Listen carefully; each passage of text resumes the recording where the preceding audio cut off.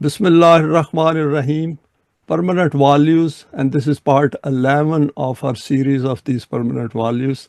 Aesthetic sense, a permanent value. And these are the references.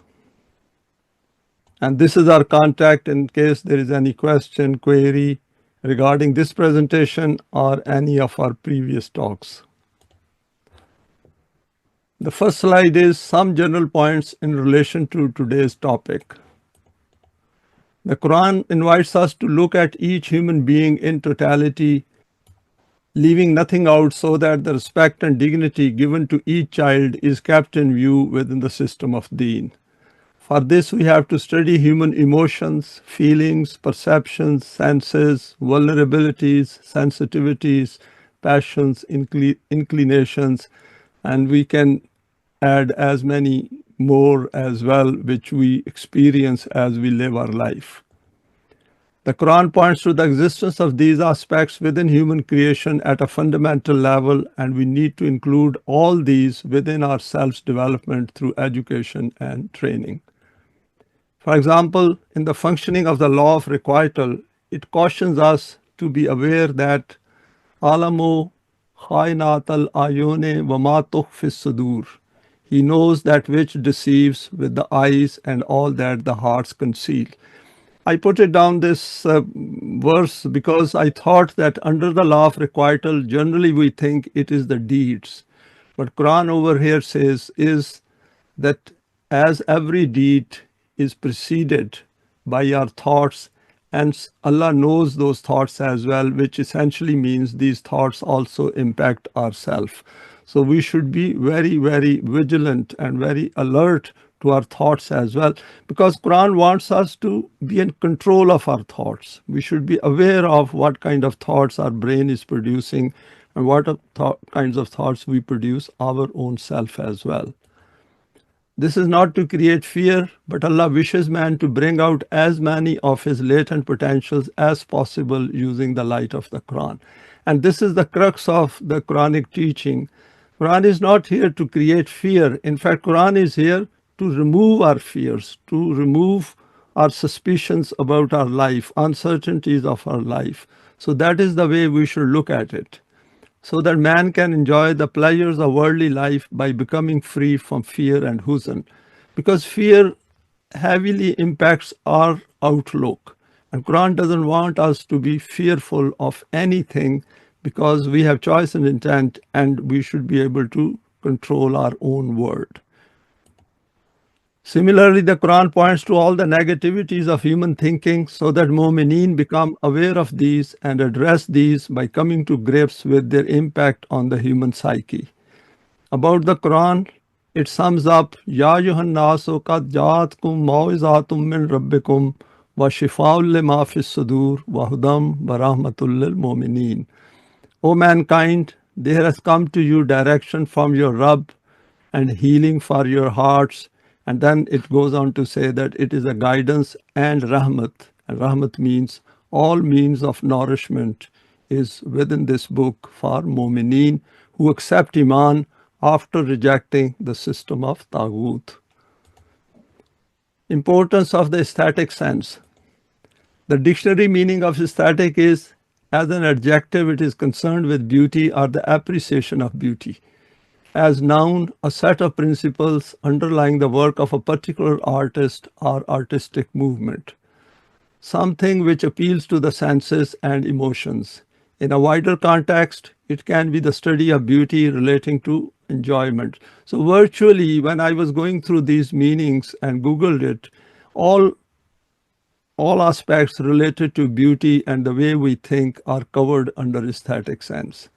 Examples can be the design and appearance of buildings, music and its type, furniture to describe taste and style, human qualities, i.e. physical as well as cognitive. Man is a combination of the utilitarian aspect and the aesthetic aspect, so both are kept within us. Without the latter, man becomes mechanistic, devoid of finer human feelings for beauty and appreciation in their fellow beings. And this is a very important aspect in view of what is going on in the world, for example, in Gaza. that these human beings who are doing that, they are devoid of this aesthetic aspect of human life. This is why we see human beings who are loving and caring towards their biological relationships unhesitatingly subjecting other human beings to slavery and wars. The Quran highlights both aspects for the Mu'mineen and invites them to come to terms fully with their duties as companions of Allah. The absence of or an inadequately developed aesthetic sense is a limitation which can hamper in the establishment of the system of deen. So this permanent value is extremely important because it adds beauty to other permanent values as well, and also adds beauty to our own life vis-a-vis others.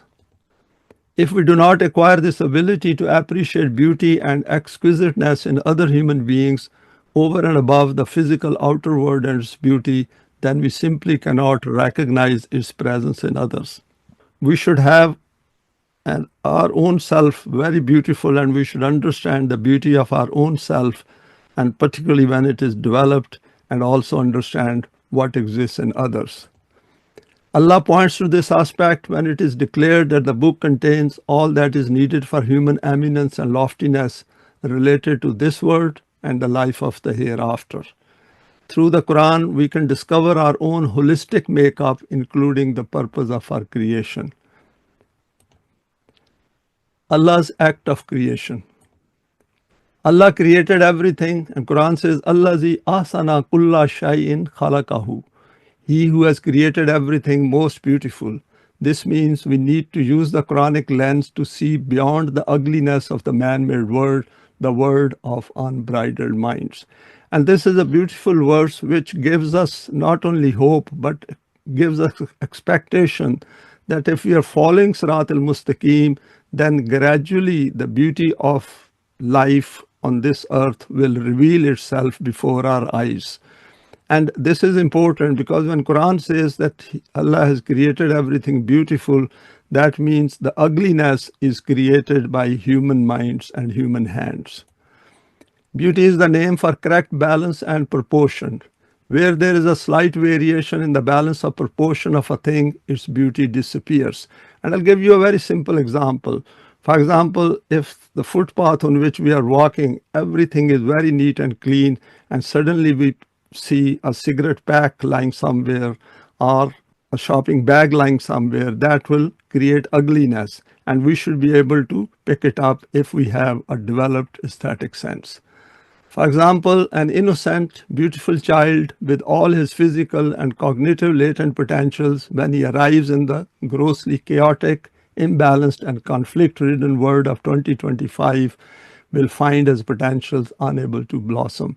I inserted this comment purposely because what is happening is that a child who comes to this life as a beautiful child, as a human being with innocence and with nothing with him, not knowing what is happening in this world, and what does this world does is, because it is not based on deen, it ruins his life. It does not welcome this child, as we can see what is happening to the world of today. Allah has made it very clear, Ma tara fi khalqir rahmane min tafawutin farjil basara hal tara min futur. No want of proportion will you see in the creation of Ar-Rahman. So turn your vision again. Do you see any flaw? And it's good to look at the verses after this as well. Because what Quran is saying is that the world in which Allah's laws are operating and they are in direct control of His laws, beyond the human world, you will find everything according to proportion and following laws. And once we look in the human world, that is where we see disproportion and disobedience of laws. In relation to dealing with dairy animals, for example, Quran says, وَلَكُمْ فِيهَا جَمَالٌ هِينَ تُرِيهُونَ وَهِينَ تَسْرَحُونَ. And we have covered it under Surah Naml as well. We shared a presentation on this, and you have a sense of pride and beauty in them, that is animals, as you drive them home in the evening and as you lead them forth to pasture in the morning. And how beautifully in one verse Quran is picturizing the whole thing, what happens, for example, when the farmers take their animals to the fields and then bring them back, and the pride they have in those animals. We need to become fully conscious of the state of our being and detect our pleasures and joys and analyze in the light of the Quran. Next slide is aesthetic sense. Human life is meant to be happy and prosperous, free from fear and grief. There is a basic difference between an animal and a human being, and that is that while the needs of an animal are confined to the mere satisfaction of physical wants, the requirements of man go beyond that. He is also endowed with an aesthetic sense, a liking, a taste for the appreciation of beauty. The Quran respects this inclination and tendency towards fine arts in the human species and considers it a necessary element in the growth and development of his personality. It says, Kul man harrama zinatallahi allati akhraja li ibadihi wat-tayyibati min ar-rizqi. Say, who has forbidden the adornment of Allah, which He has brought forth for His servants, and the good things of His providing. So when Quran talks about the punishment and the adverse consequences of our deeds, Quran is also pointing our attention to these finer aspects of life as well. Thus, it gives full encouragement to the appreciation of beauty in its various phases of arts as well as objects, with the only proviso that the limits laid down in the Quran are not transgressed. Because if we know the limits, then we will understand what is going on around us in the world, as well as we will also look at our own thought process of appreciation of beauty as well as ugliness in the world. Next slide is the meaning of tayyib. Now this term is used in this verse, and I thought to go through it briefly. Its meaning is that thing through which the human senses feel joy, and also the human nafs, that is self. It means every one of those things which is likable in seeing, hearing, smelling, eating, and the human self also experiences euphoria. So next time when we use our senses, we should keep this in mind and be aware of it, that how are we using it, and are we enjoying using these senses. Al-Tuba, the meaning is very liked, and a life of eternal prosperity, good fortune, delicious food, that food which can easily pass through the esophagus, that is gullet. Ma tayyib, pleasant water. Al-Tibu means fragrance. So this word has very powerful connotation in terms of goodness for mankind. It is used in relation to fertile land. The opposite of it is khabith, for example, the land which is barren. And if we can look through this 1425 and the next verse, these two terms are used over there, that is tayyib and khabith, in relation to the metaphor of a tree.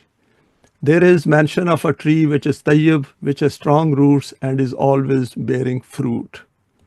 And in this verse, tayyib is that town which has gardens around it, and there is an abundance of rizq. And we know rizq means means of sustenance, both related to physical means of sustenance as well as related to human self-development, and which means those means of sustenance should be provided adequately and at an appropriate time. From this, it becomes clear that when the Quran has stated, we will give tayyib life to mu'mineen, it means such a life which will possess all prosperities, in which all pleasant and likable things are available in abundance, such things through which the senses and heart are both pleased. And if we go through this verse 1697, it says those who accept Iman and then do salih deeds. And if we follow that, and that is what we are aiming at on this platform, so that means tayyib life is awaiting those who follow this path of life according to the Quran. In relation to halal and haram, the Quran has added tayyib, i.e. among halal things which appear to be pleasant and liked by you. Aesthetic sense, why do we need to recognize it? Man is guided about his life on earth. Quran says, Inna ja'alna ma alal arde zinatallaha linabluwahum ayyuhum asanu amala. That which is on earth we have made but as a glittering show, so that it becomes evident who it is that adopts the path of proportion and balance, which is indeed the path of balanced life. So, what we see in this world, which is pleasant to our eyes and attractive to us, is all planned. So, this is a properly planned scheme under which man has been placed on the planet Earth. And over here, Quran is pointing to this fact. So there is nothing random in our world.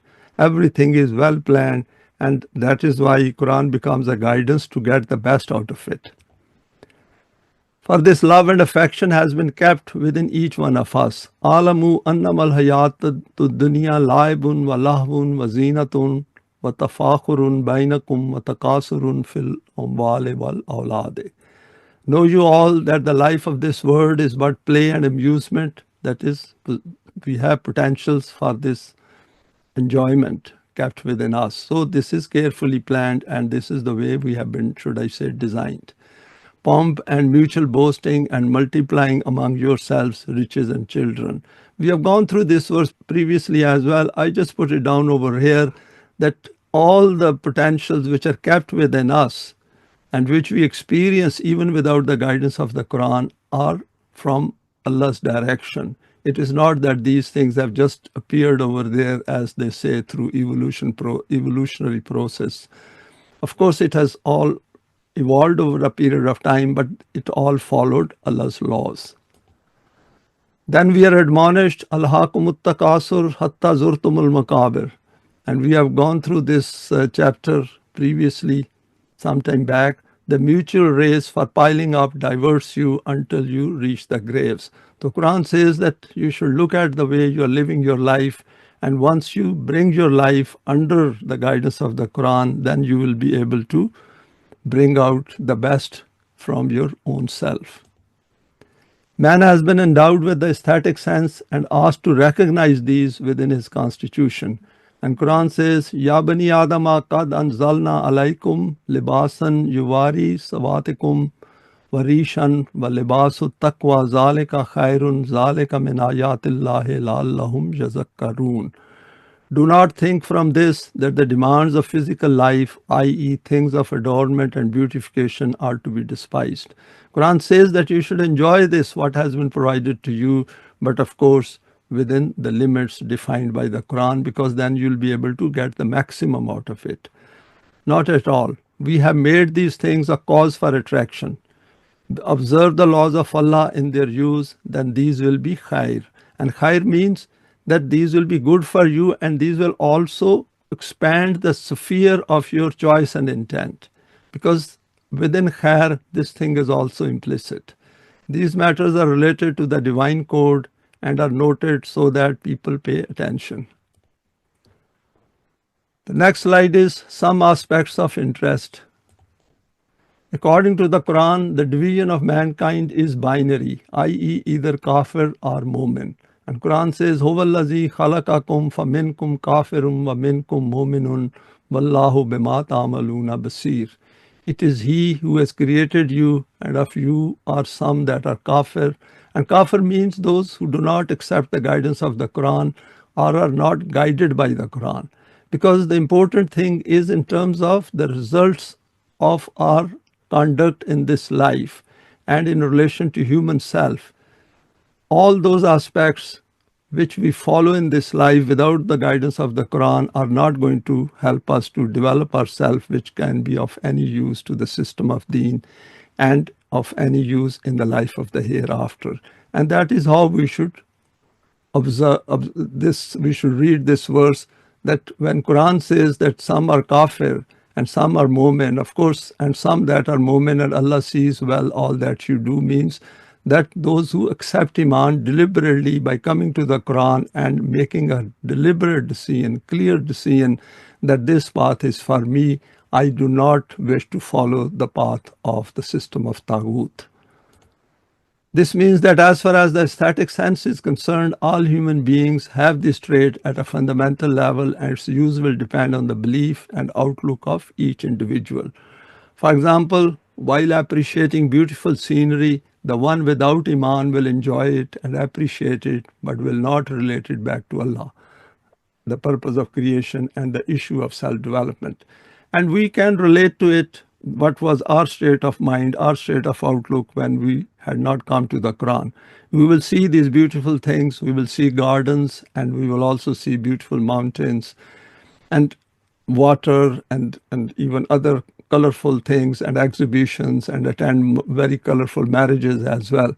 But we will not relate it back to Allah's values. We just watch them and then forget about it.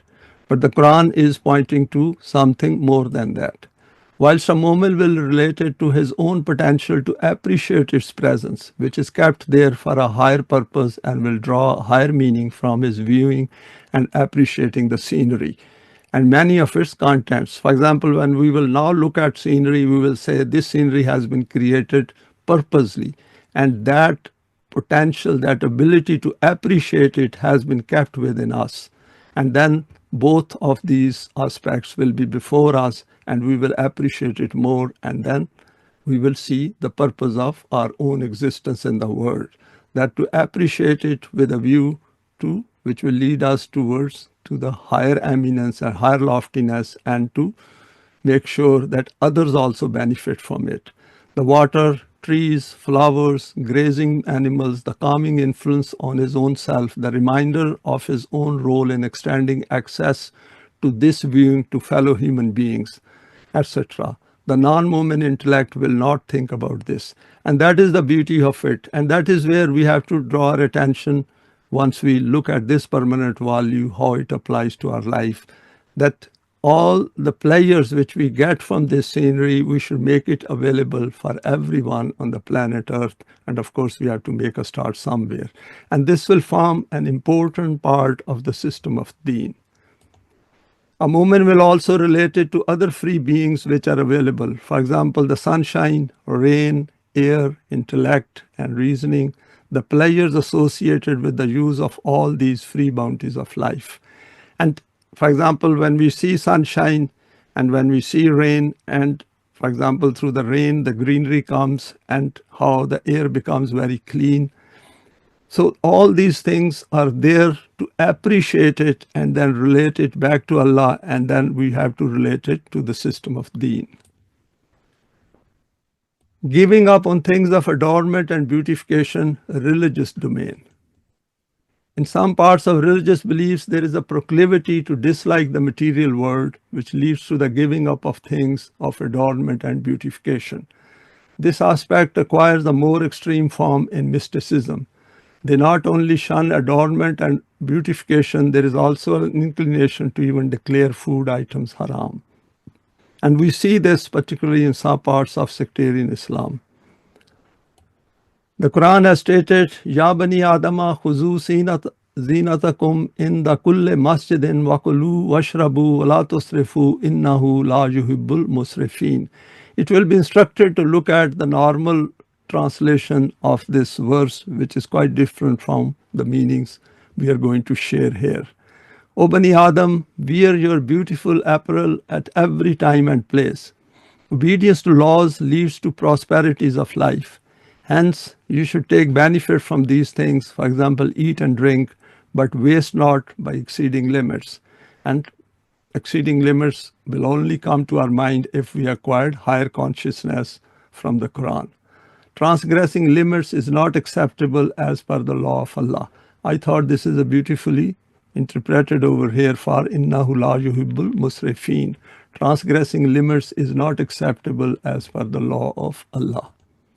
The use of the word masjid is in relation to divine obedience, and this word is used over here in the kulle masjidin. It means that through divine obedience, your own life will become beautiful, i.e. appreciating beauty in the world helps to increase the beauty of our inner world. And that is important. If we increase our beauty within us, then we will also make an effort to share this beauty with others and then create beauty in the outer world, leading to adding beauty in the outer world. This aspect is to help us enhance our eminence in life and should not become an end in itself, in the way that we witness extravagance in entertainment, sports, ceremonies, displays, advertisements, receptions, while on the other hand, a large majority is deprived of even basic necessities of life. I put it down over here from my own observations as well, because we see that people who have unbridled intellect and they do not come to the Quran even when we invite them, their own life has tremendous imbalances and they exceed the limits in every direction if they possess some extra wealth and possessions.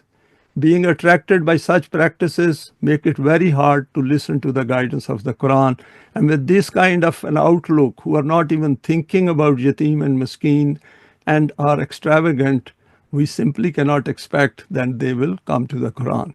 They will have to think through all these issues, question their existing pattern of life, and then find that this is dissatisfying, this is not something which we should be doing, and look at the wider world and its problems. The next slide is we appreciate and feel joy included in our cognitive makeup. And what I've done over here is I have put some pictures together from Google, and we can see this scenery which has been created for man to enjoy it. And this scenery exists, and animals won't appreciate that. For example, a cow standing here or a sheep standing here, this means nothing. But for human being, how much beauty is there which is very hard to capture unless we relate it to the Quran and then see that how much pleasure is implicit in this scene. And then the sunrise, we see that particularly on a very clear day, and how much beauty that adds and how much beauty we feel by looking at it, that it is there for us and it is gives a glad tiding of another day which we still have to experience. And then there is a sunset, and we can relate it to this, not only the beauty of it, and particularly when there are clouds around, we can see that how much multicolored the horizon becomes. And we should appreciate that and then think that it is for us. Allah has created it so that we also make our own worldly life beautiful. And then these animals, which are, for example, dairy animals and other animals which we use for meat, like sheep and goats, and all these are created as means of sustenance for man.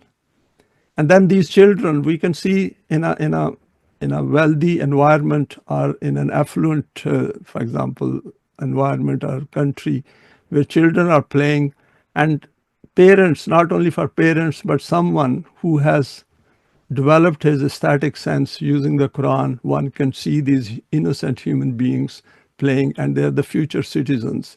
And for them, we should think that how can we provide the right environment which the Quran has asked us to create in the world. And here is a mother and her daughter, and we can see the smile and we can see a lot of beauty within these two human beings. So I put these together just to remind ourselves that there is a lot to appreciate in the world in which we live, even under the man-made system, which can give us clues about this aesthetic sense which is kept within us. The next slide is some aspects can only come out in relation to the path of Allah, that is Deen. Mutual unity leading to further growth and development, and Quran says, Muhammadun Rasulullah wallazina ma'ahu ashidda'u alal kuffari ruhma'u bainahum. Muhammad, and we know that the root of Muhammad is Hamd, is the messenger of Allah. Those who are with him are strong against the kuffar, compassionate amongst each other. Ruhma'u bainahum speaks volumes about the relationship which then exists between companions, that is, those who have accepted Iman and have decided to come together.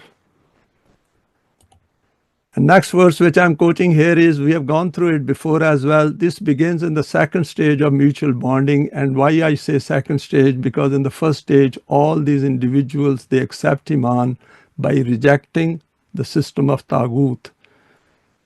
And then they, through salih deeds, create a desire within them to come together. And Quran says, وَاذْكُرُوا نِعْمَةَ اللَّهِ عَلَيْكُمْ إِذْ كُنْتُمْ أَعْدَاءً فَأَلَّفَ بَيْنَ قُلُوبِكُمْ. that you remember, if you remember the first part of the verse is tasimu bihablillahi jamiya wala tafarraku, that you should come together, hold firmly to the book of Allah, and then don't be divided. And then Quran says, wazkuru ni'matallahi alaykum is kuntum adan fa'allafa baina qulubikum. And remember Allah's favor on you, for you were enemies and He joined your hearts. This is that enmity towards which Adam's attention is drawn right at the beginning of Surah Al-Baqarah. وَقُلْ نَهْبِتُوا بَعْضُكُمْ لِبَعْضٍ عَدُوًّا. Same term is used here, adan, aduwan. Get you down all with enmity between yourselves, because over there Quran says, because once you become disunited, then you will become enemies of each other, adversaries of each other. There will be problems among you. What you should do is make a choice to come to the Quran, accept Iman, join your hearts through by making effort, by having same ideology, that kalma tayyib, which the Quran has given to us, which will always bear good fruit. Regarding the coming together of hearts, something else is added. And this is another very beautiful verse, and we need to go through it few times in Surah Tawbah. Wallafa baina in Surah Anfal.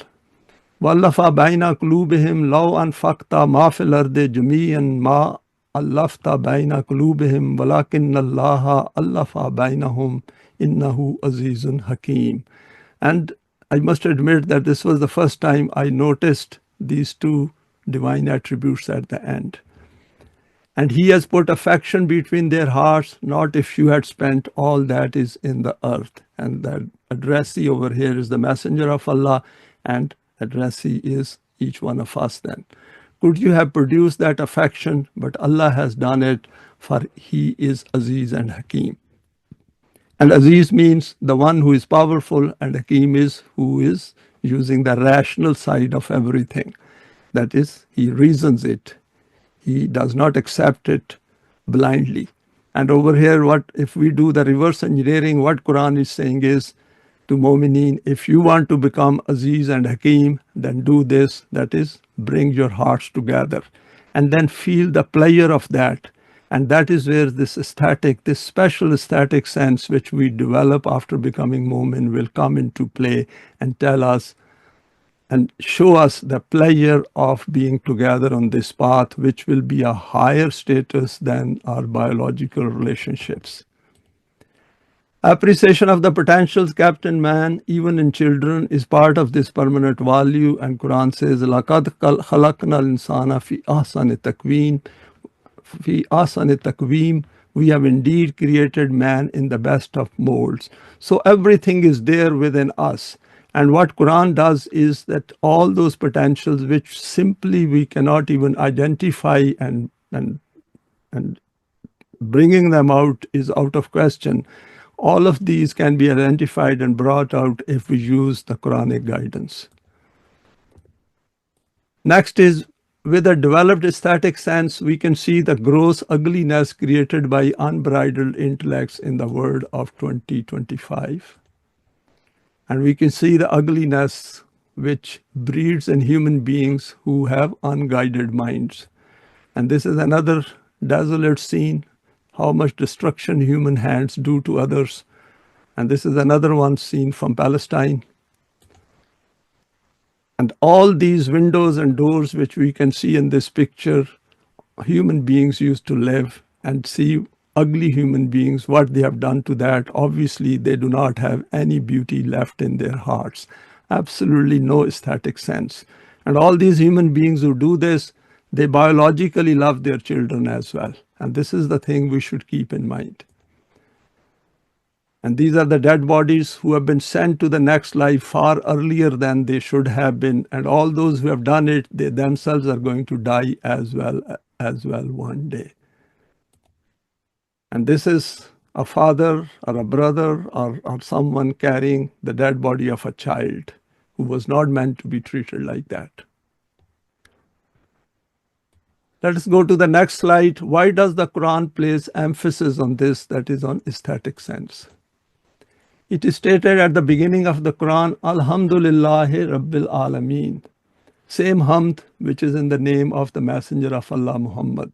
That is, he reached that stage where he was called Muhammad. He's declared to be Muhammad because he had developed his aesthetic sense to that level where the system of Rububiyat, through his efforts and the efforts of his companions who also had developed their aesthetic sense, created the system.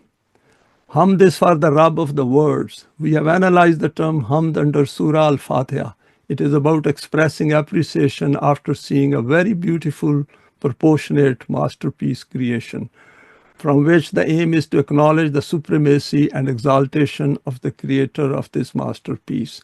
And this Hamd is not just words. This leads to creating that system. It leads to creating that desire first, then motivation, and then rejecting the man-made system, that is the system of Taghut, accepting Iman, and then proceeding as we have discussed previously. The next line is, the word of 2025 has all the means of sustenance and nourishment for the whole of mankind, not only for our era, but has this for all times. Despite this, a big part of mankind is suffering due to the unequal distribution of this means of sustenance. And this is just the economic side of human existence. What about the aspect of self-development?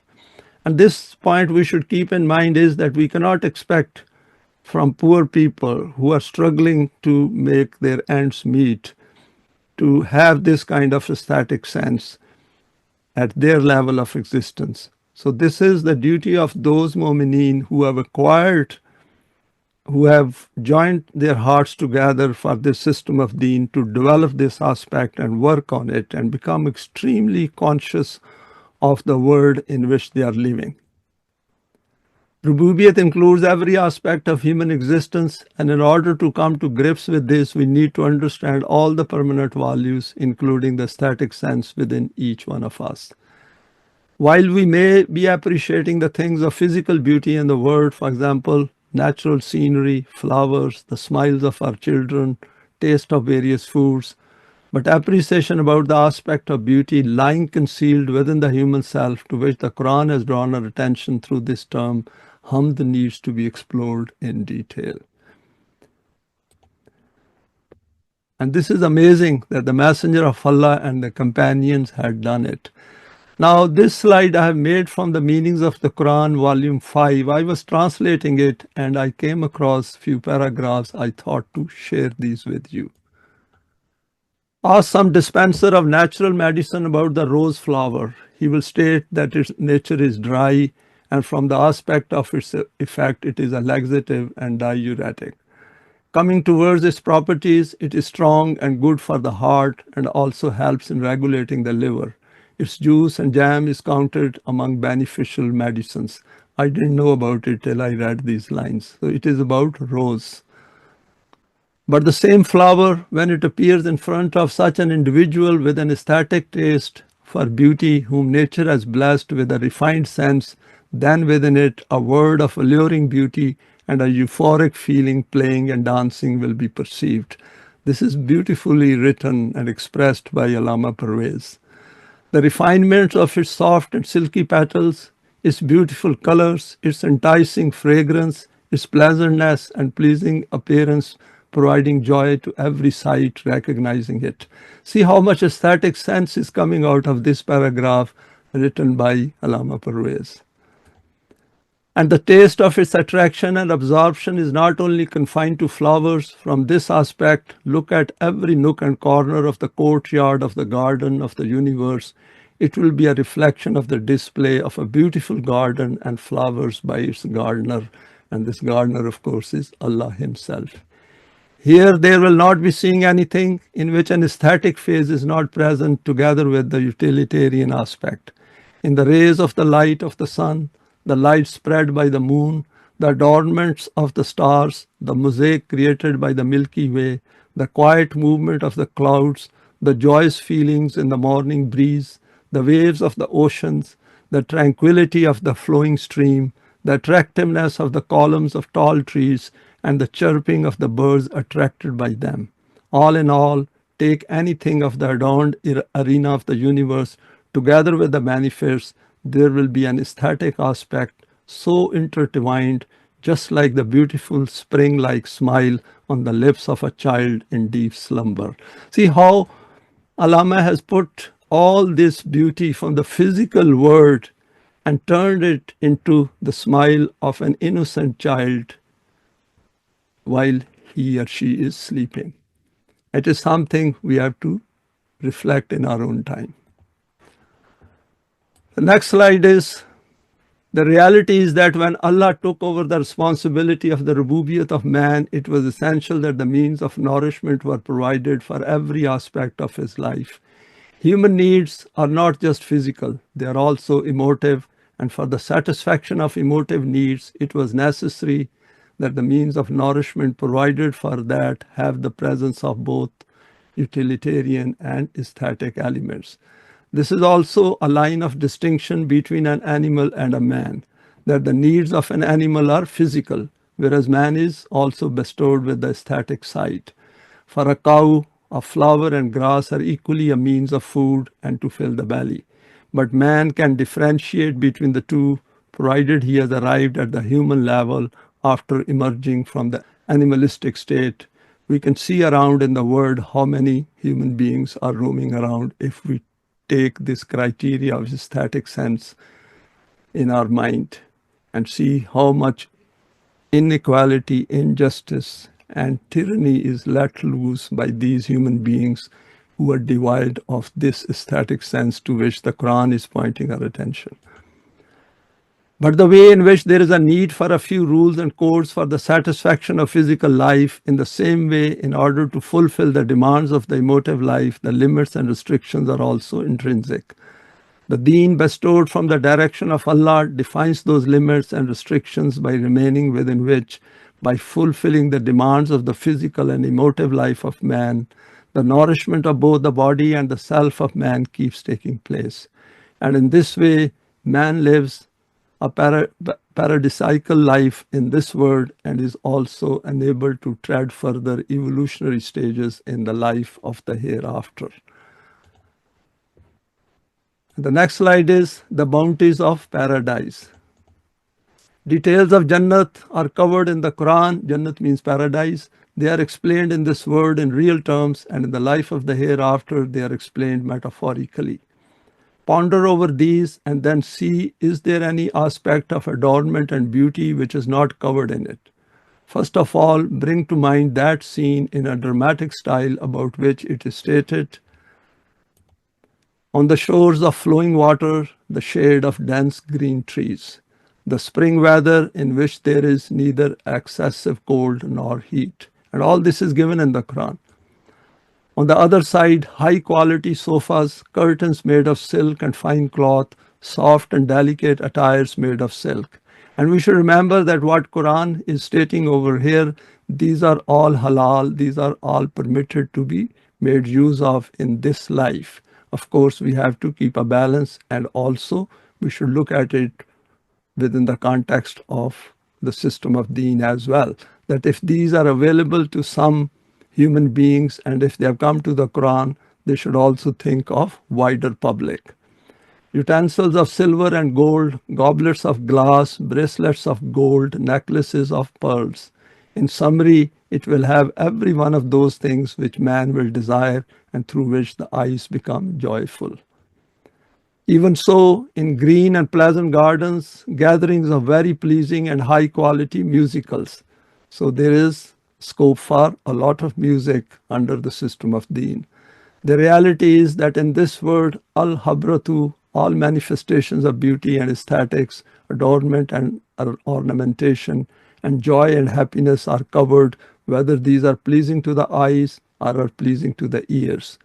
This is that paradisiacal society which is promised in this world and whose metaphorical explanation has appeared in the Quran at a number of places. So the Quran is placing this life of Jannat right in our hands, right before us. It is within our grasp and it is within our reach.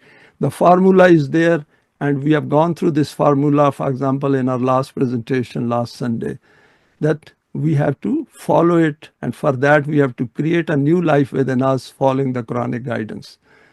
just reflect that the beautiful and attractive things of adornment and ornamentation, which the Quran has declared to be the outcome of the balanced life of the Jamaat-e-Mu'mineen, will Allah declare their use to be haram.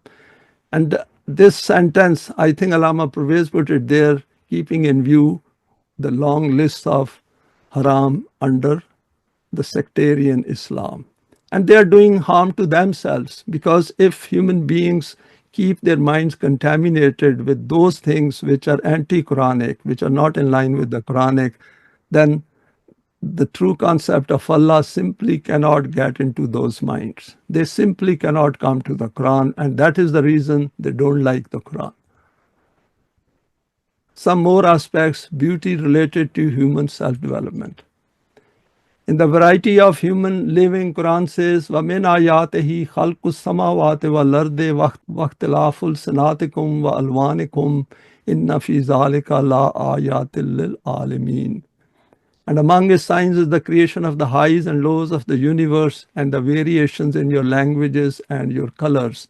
Verily, in that are signs for those who know, that is, who acquire knowledge. For this, we have to make an effort and broaden our vision. Over here, Quran says that in the variation of languages and colors, Quran has broken that monotony which would have been there if we all had one language and one color in the world. So that is the beauty of life, that there is a variety. There is no monotony in our living. And I have translated this Samawat wal Earth because Allama Pervez has called it highs and lows, because Sama and Earth are in relation to each other. In the creation of day and night, Quran says, وَمِنْ آيَاتِهِ مَنَامُكُمْ بِاللَّيْلِ وَالنَّهَارِ وَابْتِغَاؤُكُمْ مِنْ فَضْلِهِ. And among his signs is the sleep that you take by night and by day, the quest you make for fadl. And this is the beauty of this verse, that it is pointing to the pleasure of sleeping at night. And then during the daytime, we make an effort to get fadl, which means the bounties of life, means of sustenance, which are kept there available for us. Of course, the connotation will be totally different under the system of deen, because we hardly appreciate the bounty or the nemat of sleep which we experience every night. And particularly when we get up after a good night's sleep in the morning and our mind is absolutely free and totally recovered from all the stresses of yesterday, and we are able to think very clearly. So these things we have to use our aesthetic sense from now onwards to appreciate, and then think of extending these to those areas of mankind where people suffer from some of these things. In human companionship, Quran says, وَمِنْ آيَاتِهِ أَنْ خَلَقَ لَكُم مِّنْ أَنفُسِكُمْ أَزْوَاجًا لِتَسْكُنُوا إِلَيْهَا وَجَعَلَ بَيْنَكُم مَوَدَّةً وَرَحْمَةً. And among his signs is this, that he created for you mates from among you, that you may dwell in tranquility with them. And we know azwaj not only means husband and wife, but it also means companionship. That is, those equal companionship who are like the two equal wheels of a vehicle. And over here, Quran says, Mawaddatan wa rahmatun. That is, if we recognize these aspects, then we are going to get nourishment. And these things have a multiplied effect on ourselves once we acquire Iman. Teaching us the supplication, Quran says, وَالَّذِينَ يَقُولُونَ رَبَّنَا هَبْ لَنَا مِنْ أَزْوَاجِنَا وَذُرِّيَّاتِنَا قُرَّةَ أَعْيُنٍ وَاجْعَلْنَا لِلْمُتَّقِينَ إِمَامًا. And those who supplicate because they recognize the importance of deen and Iman, and then they create this desire. Our Rabb, again, this is a Rububiyat under which the nourishment and development takes place. Grant us consorts and progeny who will be the coolness of our eyes and make us lead in taqwa. So what I've done is lil muttaqina imama. If we look at the translations, I didn't find them very satisfying. But since muttaqin has come over here, so in relation to becoming taqwa, this aspect is very important, that they should have a desire to understand that how to enjoy the company of children and progeny, and of course then extend it to the wider mankind. The Quran wants us to move to ever higher levels of appreciating and creating beauty in ourselves and in the world, which are everlasting as compared to the adornment and glitter we witness under the system of Taghut. So we should keep in mind that this aesthetic sense which we acquire and develop within this concept put forward by the Quran, then essentially this will continue beyond our death because it will become eternal part of our own self. This will not be that we see a scenery with an unbridled mind and then forget about it. Many people totally forget it if they ever experience that scenery, for example, while going on holidays. They never relate it back to Allah. But over here, when we do that, that means we also expect that in the life of the hereafter, there will be far more beauty created for mankind, because then that existence will be at that self which has already acquired a very high eminence and loftiness. When we are attending any event, for example, a marriage, a buffet meal, lavish parties, we should spare a few thoughts for the state of the yatim and miskeen created by the man-made system across the world. Hence, we need deen to create true beauty. Now we go to the side of schematic to sum it up. And this is the solar system in which there is a planet Earth, and on this planet Earth, we are sharing this presentation on Zoom. Created planet Earth, conducive for life. And this is our blue planet. Earth is called blue planet, full of life of every kind, man with choice plus intent. So human beings, we should look at this and look at the whole setup of solar system and think hard. There is no life anywhere else in the solar system. There is a purpose for this life over here to tell us that we are important, we have choice and intent, and if we create that new life for which the Quran has been provided, then there is a huge universe awaiting us to enjoy it further after our physical death. And over here, it is placed within our reach to create a system of deen with Allah's help. Adam handed over the planet to test his creative potential. And this is the blue planet, and it's beautiful, and it's created for man, and through aesthetic sense, we can appreciate these colors.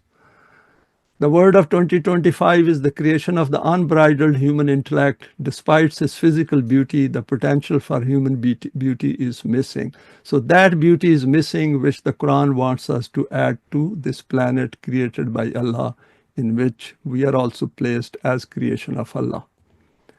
And Quran says, Summa anshanahu khalqan akhara fatabarakallahu ahsanul khaliqeen. Then we developed out of it another creature. If you remember in this verse, firstly, Quran goes through the physical development process of a fetus, and then it says that what Allah did was this child is given that human self through that divine energy. So blessed be Allah, the best to create among those who create. So this child, this human being who has been given this divine energy, and he gets an I or a self, then is also becomes a creator at a lower level. Because Allah is the best of creator, but this human being also creates if he uses his own abilities and potentials in the word. And once he uses the wahi of Allah, then he will be able to turn this word into a different word. And there's the sun shining on this planet. Can man, with the help of the Quranic guidance, turn it into the Jannat for which he possesses all the latent potentials?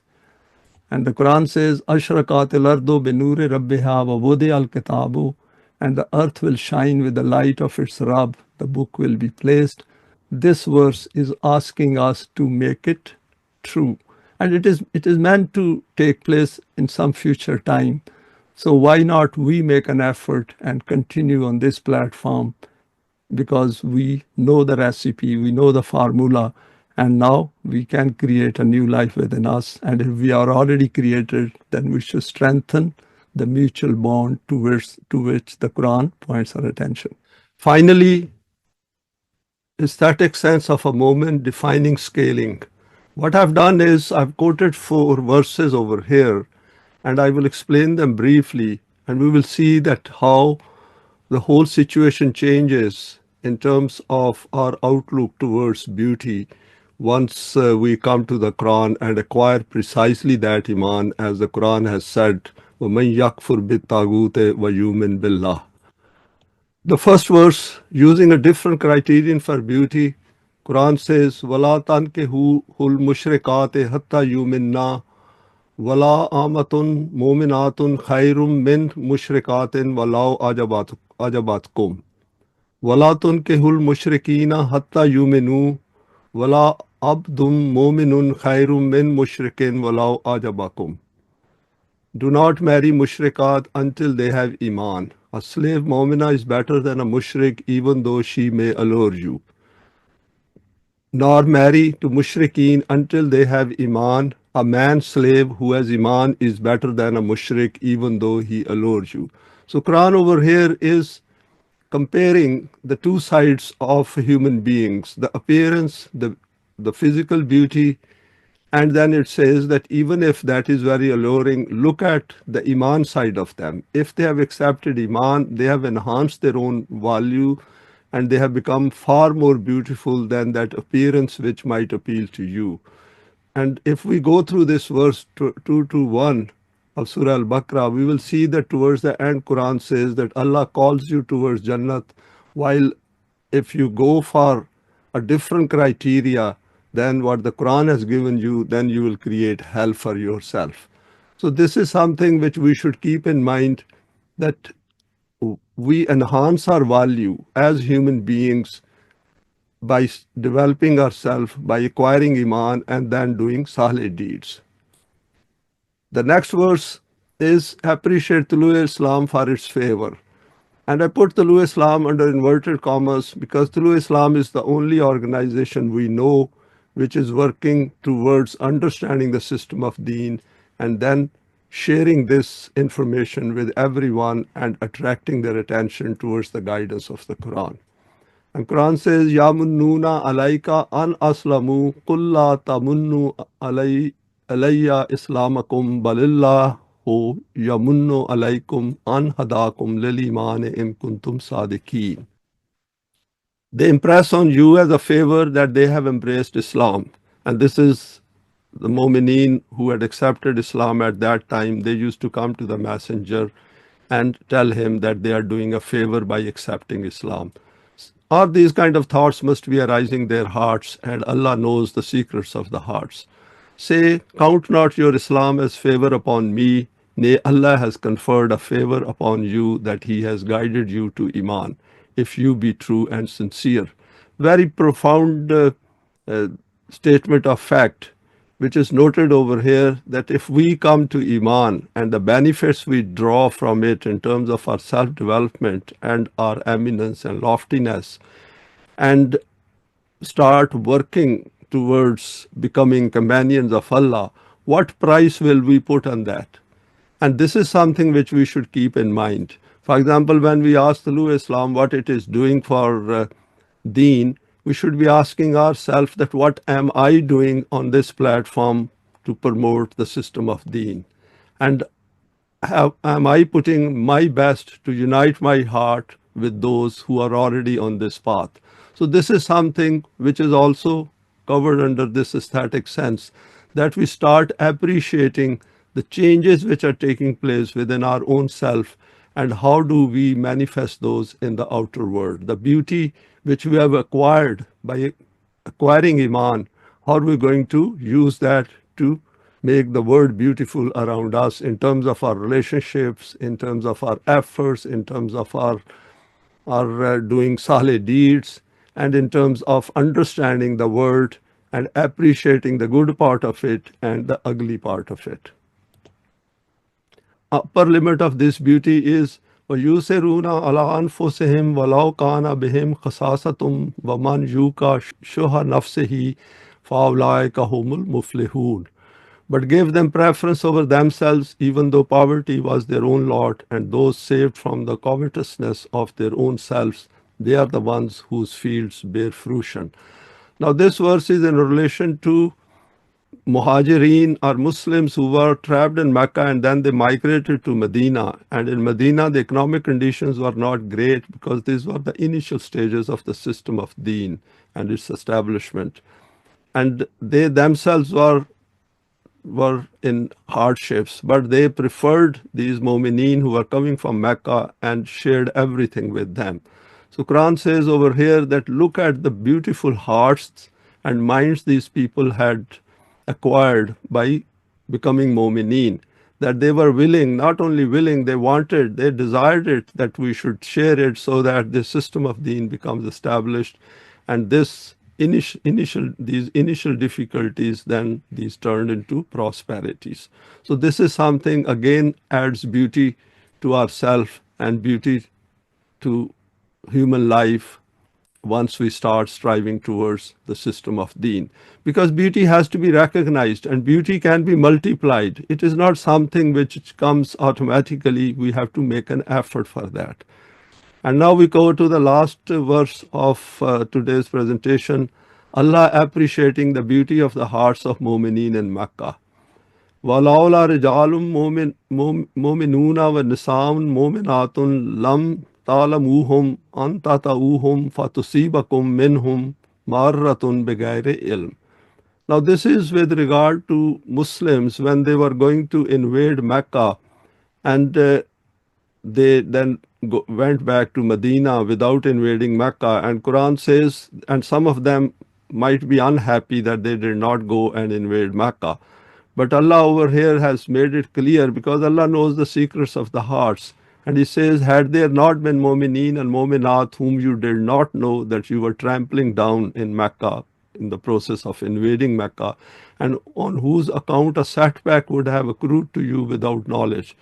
And Quran is over here telling these mu'mineen that we know that how many mu'mineen and mu'minat were there in Mecca, and in ignorance, and you did not know that they exist, but in ignorance you could have harmed them, injured them, might have even killed them. And once learning about that, that would have created horrendous unhappiness and discomfort in your hearts. And secondly, they have to be protected, because when people become mu'min, then they enhance their own value in the book of Allah. With Allah, those are of a far higher value than ordinary human beings around them.